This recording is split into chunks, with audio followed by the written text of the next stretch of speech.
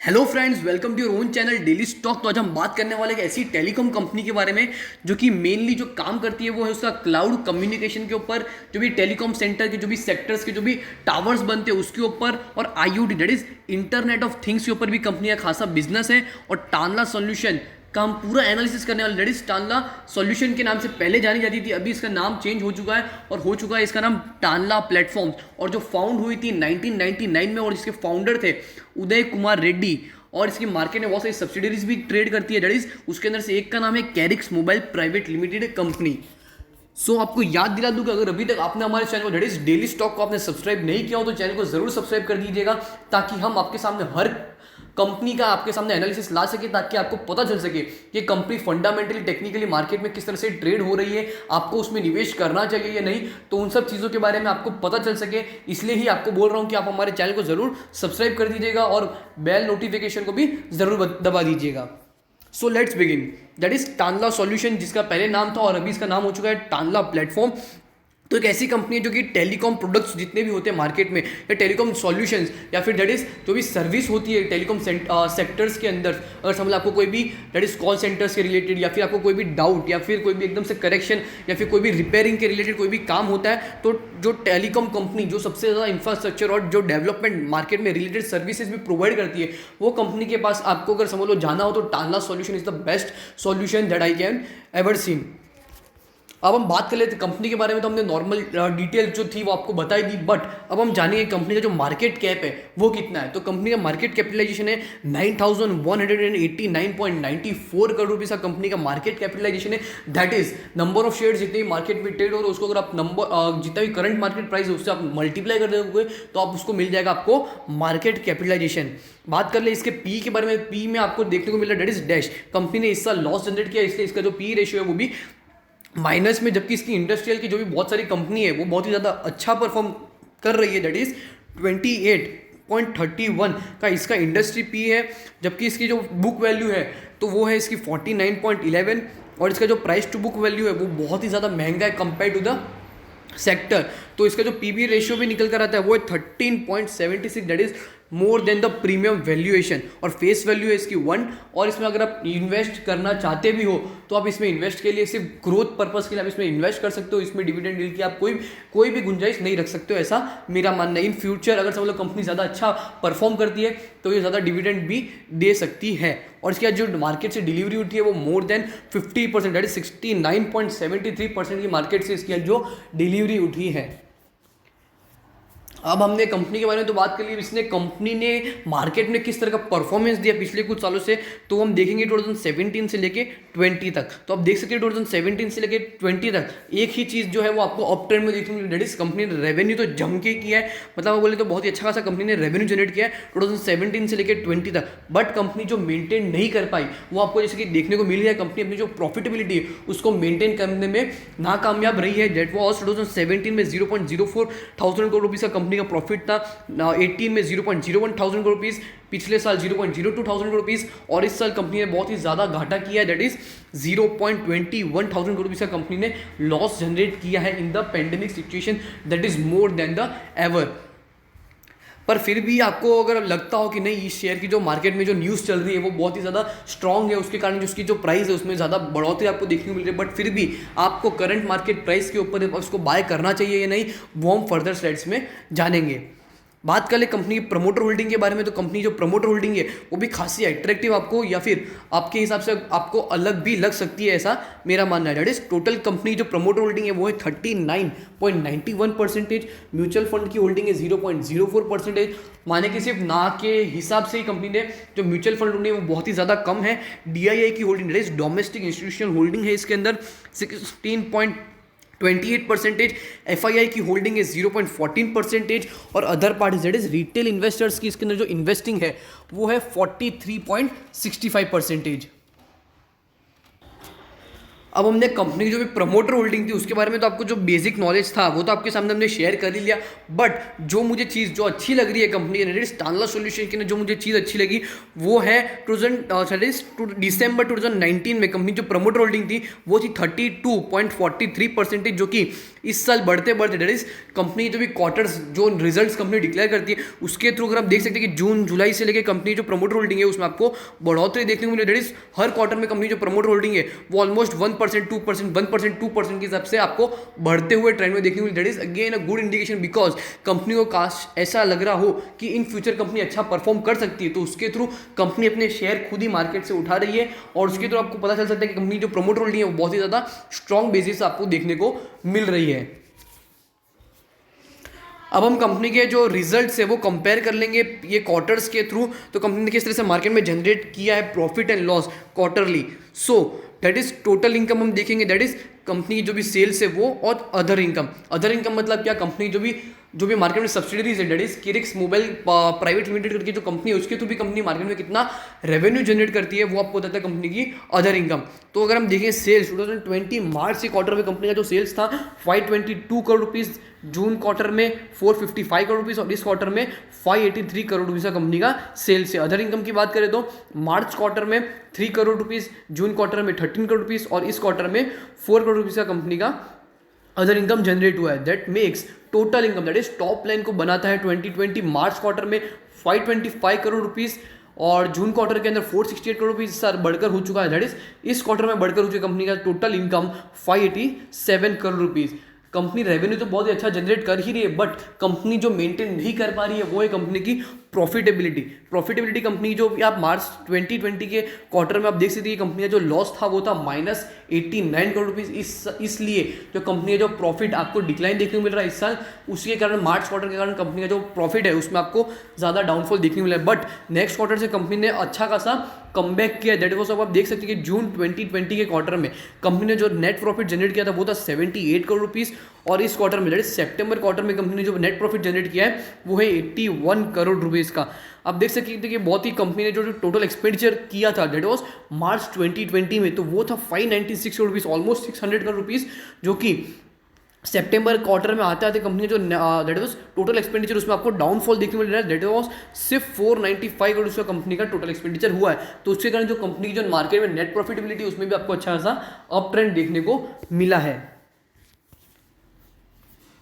अब हम कंपनी के रेशियोज कंपेयर कर लेंगे पिछले कुछ सालों से कंपनी ने मार्केट में किस तरह से जनरेट किया है, कंपनी ने किस तरह से मार्केट में परफॉर्म किया है, तो वो हम देखेंगे ऑन एन ईयरली बेसिस। तो कंपनी का जो ईपीएस है तो वो था ईपीएस 2018 में अर्निंग पर शेयर 1.7 रुपीज़, 19 में बढ़कर हो चुका है 2.58 रुपीज़ और इस साल कंपनी जो ईपीएस है वो माइनस में हो चुका है और -14.77 कंपनी का ईपीएस है। माइनस इसलिए हुए कंपनी ने क्योंकि कंपनी का जो रेवेन्यू है वो तो बढ़ा ही है, बट उसके थ्रू कंपनी का जो मार्केट में जो प्रॉफिटेबिलिटी होती है उसमें आपको प्रॉफिट नहीं बट उसकी जगह पे कंपनी ने लॉस जनरेट किया है, इसलिए कंपनी का जो ईपीएस है आपको वो नेगेटिव ट्रेंड में देखने को मिल रहा है। कंपनी की बुक वैल्यू के बारे में बात करें तो बुक वैल्यू मतलब क्या, कंपनी के मार्केट में जितनी भी एसेट्स है उसको आप सेल ऑफ कर दे, लाइबिलिटी को पे ऑफ कर दे, तो उसकी जो कंपनी की जो भी मार्केट में वैल्यूएशन निकल कर आती है वो बताता है कंपनी की बुक वैल्यू। तो बुक वैल्यू में भी अगर सबको आपको अप ट्रेंड देखने को मिल रहा है तो इसका मतलब है कंपनी की मार्केट जो एसेट्स है वो बढ़ रहे हैं और लाइबिलिटीज को कम कंपनी कर रही है, बट उसके अगेंस्ट होता है तो उसकी अपोजिट सिचुएशन आपको समझना चाहिए। दैट वाज 2018 में कंपनी की जो बुक वैल्यू थी वो थी 61.17 रुपीज़, 19 में बढ़कर हो चुकी थी 62.75 रुपीज़ और इस साल कंपनी ने खासा अच्छा सा लॉस जनरेट किया, तो उसके थ्रू मार्केट में जो भी एसेट्स होंगे वो भी काश शायद तक कम हो सकते हैं या फिर लाइबिलिटीज मार्केट में बढ़ गई है, उसके कारण जो कंपनी की बुक वैल्यू उसमें आपको डाउन ट्रेंड देखने को मिल रहा है और वो हो चुकी है 48.07 rupees.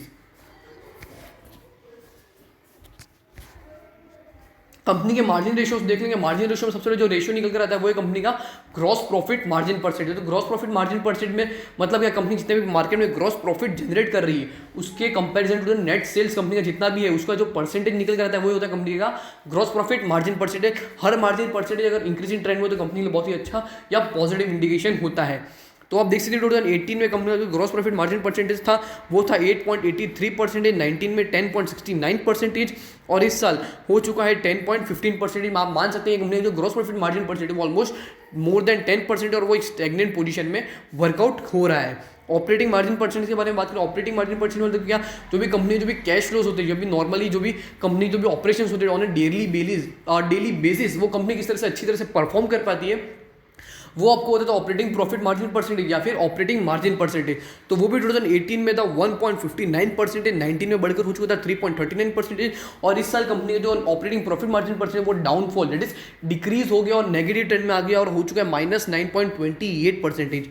Net profit margin percentage के बारे में बात करें तो नेट प्रॉफिट मार्जिन परसेंटेज मतलब क्या, कंपनी मार्केट में जितना भी ऑन एन ईयरली बेसिस जितना भी नेट प्रॉफिट जनरेट करती है कंपेरिजन टू दैट सेल्स जितना भी है कंपनी का, वो जितना निकल कर आता है ऑन परसेंटेज बेसिस, तो वो होता है कंपनी का नेट प्रॉफिट मार्जिन परसेंटेज। तो वो भी था 2018 में 2.41%, 19 में बढ़कर हो चुका था 3%, और इस साल कंपनी ने अच्छा नेट लॉस जनरेट किया, तो उसके थ्रू कंपनी जो नेट प्रॉफिट मार्जिन परसेंटेज वो हो चुका है -10 में और हो चुका है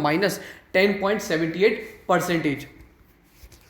कंपनी की रिटर्न रेशियोज के बारे में बात करें तो रिटर्न रेशियोज में भी कंपनी का जो भी रिटर्न रेशियोज है वो ऑलमोस्ट होने चाहिए पॉजिटिव ट्रेंड में या फिर अपवर्ड ट्रेंड में या फिर स्टैग्नेंट पोजीशन में, तो भी कंपनी के लिए अच्छी बात होती है। तो हम सबसे पहले देखेंगे जो रिटर्न ऑन नेटवर्थ या रिटर्न ऑन इक्विटी परसेंट मतलब क्या, कंपनी के मार्केट में जितने भी इक्विटी शेयर होल्डर्स है जिसने इन्वेस्ट किया उसके ऊपर कंपनी कितना अच्छा खासा प्रॉफिट जनरेट कर पा रही है, वो आपको रिटर्न ऑन इक्विटी या फिर रिटर्न ऑन नेटवर्थ परसेंटेज। तो वो भी था 2018 में कंपनी का 2.77, 19 में बढ़कर हो चुका 4.11%, क्योंकि कंपनी रेवेन्यू भी जनरेट कर रही थी, प्रॉफिट भी जनरेट कर रही थी ऑन नॉर्मल बेसिस। बट इस साल कंपनी ने जो रेवेन्यू किया वो बहुत ही ज़्यादा जनरेट किया, बट उसके अगेंस्ट कंपनी ने जो प्रॉफिट है उसमें आपको बहुत ही ज़्यादा डाउनफॉल देखने को मिला on an yearly basis, but quarterly company ने बहुत अच्छा सा परफॉर्म किया, ऐसा भी आपको पता होना चाहिए। तो वो हो चुका है कंपनी का return on net worth percent -30.09%। ROC के बारे में बात करें that is return on capital employ के बारे में बात करें तो रिटर्न ऑन कैपिटल एम्प्लॉय भी अच्छा खासा कंपनी का गिरा हुआ है ऑन ईयरली बेसिस, क्योंकि कंपनी ने क्वार्टरली तो अच्छा परफॉर्म किया but on an yearly basis company ने अच्छा परफॉर्म नहीं किया है। दैट इज कंपनी अपने बिजनेस में जितना भी पैसा इन्वेस्ट करती है उन इन्वेस्टमेंट के ऊपर कंपनी कितना खासा अच्छा प्रॉफिट जनरेट कर पाती है, तो वो आपको देता है आरओसी परसेंट। अगर वो डाउनफॉल या फिर नेगेटिव में हो तो इसका मतलब ये होता है कंपनी ने समझ लो लाख रुपए इन्वेस्ट किया अपनी कंपनी में, तो उसके अंदर कंपनी ने लॉस जनरेट किया, और अगर समझ 30% उसमें डाउनफॉल हो, जैसे कि आपको 25% आपको डाउनफॉल देखने मिले, दैट इज इस साल अगर आपको देखने मिले तो वो है -25.15%। तो कंपनी ने सब लोग लाख रुपए अपने कंपनी में इन्वेस्ट किया है तो उसका 75,000 रुपीज हो चुका है। तो वो था 2018 में 1.83% है, 19 में बढ़कर हो चुका 4.41%, और इस साल -25.15% हो चुका है। रिटर्न ऑन एसेट्स परसेंटेज के बारे में बात करें तो रिटर्न ऑन एसेट्स परसेंटेज मतलब या कंपनी मार्केट में जितनी भी एसेट्स है उन एसेट्स के ऊपर कंपनी कितना खासा प्रॉफिट जनरेट कर पा रही है, वो आपको रिटर्न ऑन एसेट परसेंटेज के लिए आप हर साल का ट्रेंड भी देखें तो कंपनी ने नॉर्मल अच्छा परफॉर्म किया था, बट इस साल कंपनी ने लॉस जनरेट किया है। अगर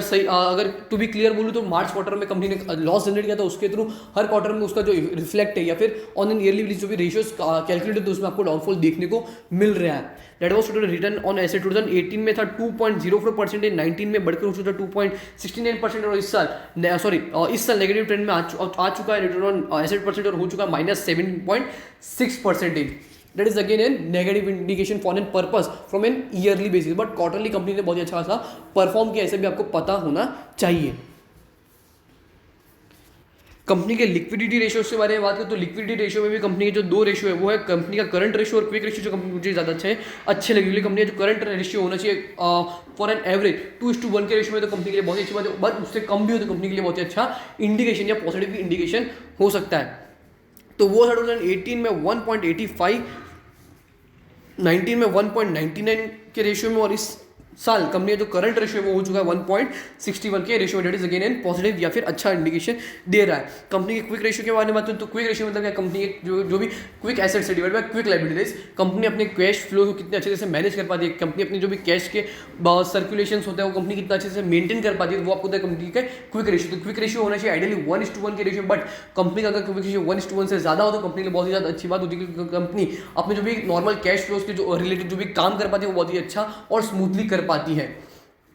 तो क्विक रेशियो कंपनी का 2018 में था 1.85 रेशियो में, जो कि 19 में 1.99 हो गया था, और इस साल कंपनी जो क्विक रेशियो वो स्टैंड करता है 1.61 के फॉर्म में।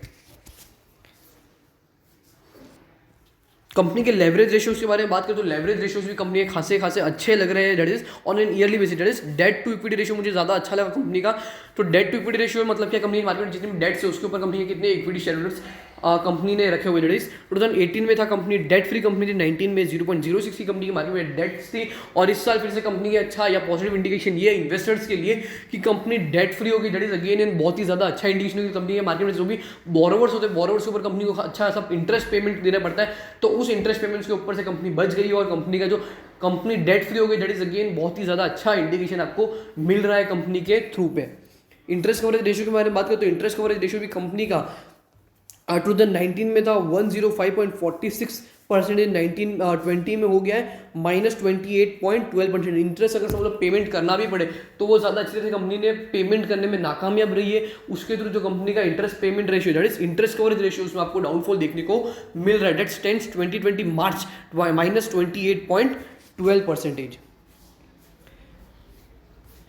कंपनी का ग्रोथ रेशियोज कंपेयर कर लेंगे, that is CAGR through the CAGR tool, that is compound annual growth return, company ने कंपाउंडली किस तरह से वर्कआउट किया on an yearly basis compare to the 3 years, that is sales and net profit. तो sales के through company ने 2018 में company CAGR stand करता था 48.34% इन 19 में, दैट इज मार्च 2019 में कंपनी का जो CAGR परसेंटेज था वो था 32.5, और इस साल भी कंपनी का जो CAGR कंपेयर टू सेल्स ने कंपनी ने बहुत ही अच्छा खासा सेल किया है, तो उसके थ्रू आपको सेल्स में बढ़ोतरी देखने को मिली, that is compare to CAGR that is sales 49.68%। But on an yearly basis 2020 net profit के बारे में मतलब बात करें तो नेट प्रॉफिट कंपनी का खासा अच्छा खासा डाउनफॉल आपको देखने मिला, डेट वॉज 2018 के हिसाब से अगर देखें तो वो था 94.68%, 19 में 60.85%, और इस साल